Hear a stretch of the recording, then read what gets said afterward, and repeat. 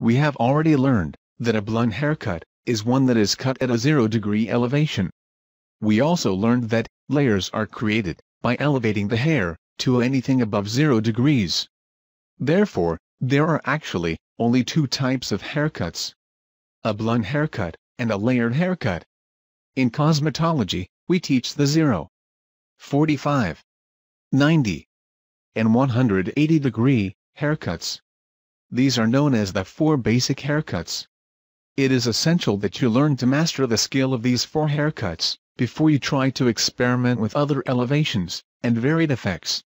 By doing so, you will gain a better understanding and learn the behavior of the hair when it is cut into these basic shapes, therefore, training your eye to recognize what will happen when you do begin to implement various elevations and other effects. By recognizing certain characteristics of each haircut, you can take educated risks to create new and exciting shapes. Our learning objectives will be to perform the 4 basic haircuts and to list the multiple ways to section and cut the bang or fringe area. We will cover some of the theoretical knowledge about each of the 4 basic haircuts here in this lesson. Once your instructor has properly demonstrated each of these haircuts to you during your lab, you should practice each of them often, so as to improve on your skill set and the amount of time it takes for you to accomplish each of them. The 0-degree haircut is also known by several other terms, such as the blunt haircut, the bob, the one-length haircut, and the page boy.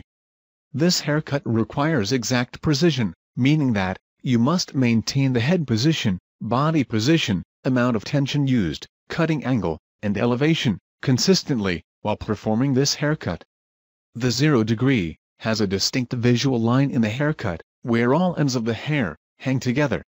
This haircut uses no elevation nor over direction. The blunt haircut works great on clients with finer hair textures to make them appear thicker.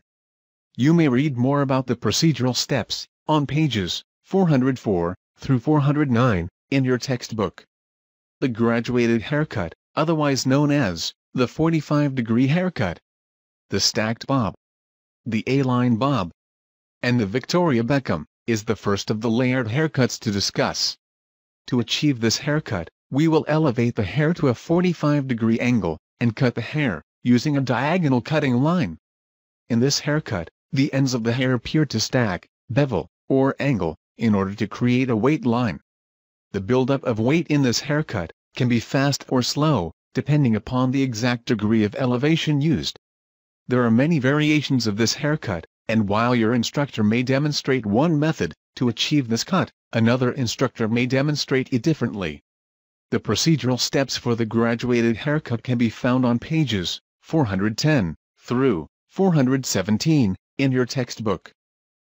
The 90-degree haircut is also known as the uniform layered haircut. It is so known because with this haircut, every hair is cut to the exact same length, just as everyone who works for Walmart must wear the exact same clothing or uniform. Imagine, if you will, a 90-story building. Now, picture 90 windows, stacked one on top of the other. Now imagine 90 people, each of which are very similar in height. Now picture each of them sitting, with their arms hanging out of the windows. Does the person on the 90th floor have arms long enough to reach the fingertip level of the person on the first floor? Of course not. Why? Because they are all of the same height, or length, meaning, their arms are all of the same length. And because they are each on a different floor, their arms will only hang to the level of their arm's reach. The same is true of a 90-degree haircut. With every hair cut to the exact same length, the hair will fall to where the ends of the hair lay on top of each other, due to the various heights on the head, where the hair exits the scalp. The ends of the hair will appear further apart in the 90-degree haircut than they do in a 0 or 45-degree haircut. The procedural pages for this haircut can be found on pages 418 through 425 in your textbook.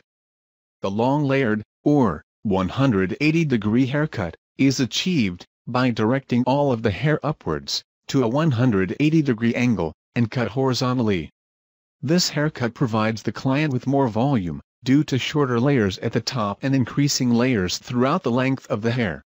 The ends of the hair appear quite far apart in this haircut. For more information, you may read in your textbooks, pages 426 through 433. As we have said before, although we may only teach the 4 basic haircuts, all other haircuts are derived by combining these same methods and techniques with other elevations and various elements. We also need to understand some cutting techniques as well as procedures that will help to improve our skill set. Cutting curly hair can be quite a daunting challenge. Curly hair has unique features that can cause even the skilled stylist various issues. Curly hair is hair that naturally rests in a coiled pattern. When we wet the hair for cutting, we add weight to the hair. When we add weight to the hair, it causes the hair to stretch. If we cut curly hair in this manner, we must be extremely cautious. Cutting even 1/4 of an inch of hair can make it appear as if you cut more than an inch after it is dry. This is because, as hair dries, it shrinks back into a rested state after the added water weight has been removed. You should also keep in mind that curly hair coils naturally, so when you comb the hair for cutting, do not stretch, pull or put any tension on the hair. Let the hair rest as naturally as possible to prevent even more shrinkage of the hair. If you must cut curly hair wet, be certain to maintain consistently wet hair during the process to ensure an even haircut. Curly hair, because of its coil pattern, naturally has more volume than other hair types. Remember, if your client wants to remove some of that volume, you will need to add more layers into the haircut. The 180-degree haircut works well for curly hair to help minimize the amount of volume. When cutting curly hair, you should avoid using the razor. The razor affects curly hair, in that it can actually create more split ends, and add more volume to the cut, which most of the time is unwanted by these clients that are trying to tame these lions' manes on a daily basis. 만지는 거 이렇게 맞춰서 마늘을 잘 맞게 이렇게 어머머머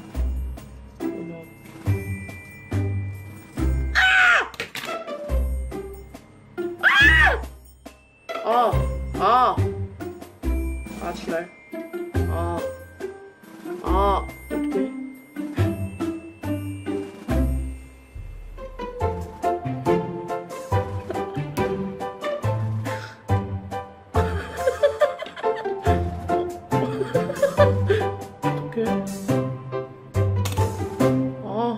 Cutting the fringe shouldn't be that scary. But that's why we are professionals. So what went wrong in the video? Oh, let me count the ways. You should always do a proper hair analysis. When a client is considering bangs, you need to account for things like texture and density, but you should also make sure to check for things like whorls and cowlicks in the front hairline. If these growth patterns are present, stop. Do not give this client bangs. When cutting the bangs, it is very important to work with the hair's natural fall pattern, or natural distribution. The natural distribution of the bang area is located from the apex to the 2 front corners.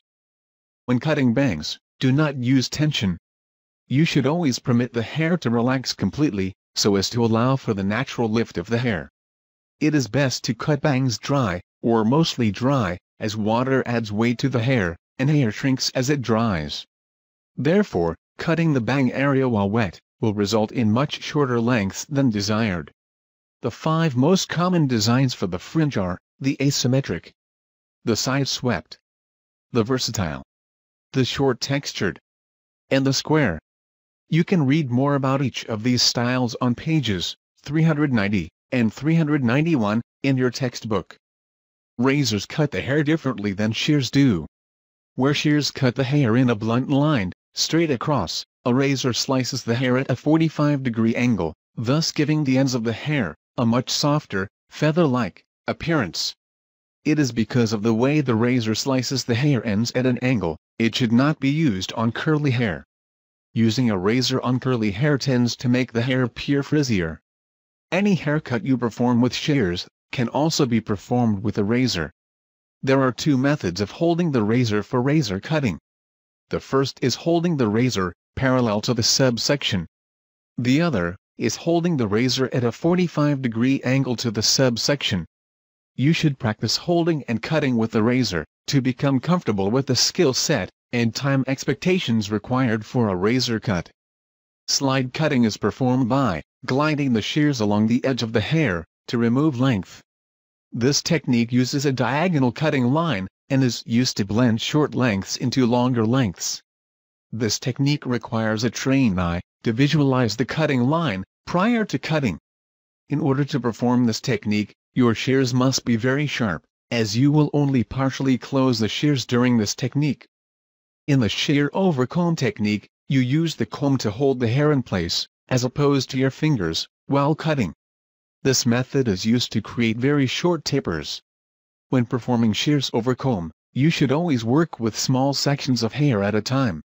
You should always start at the hairline and work upwards, and keep the comb angled, so as not to remove more hair than desired. The still blade of your shears should be aligned parallel to the backbone of the comb. Open and close the shears while moving the comb in a vertical pass from the neckline into the nape. Be sure to keep a smooth and even rhythm,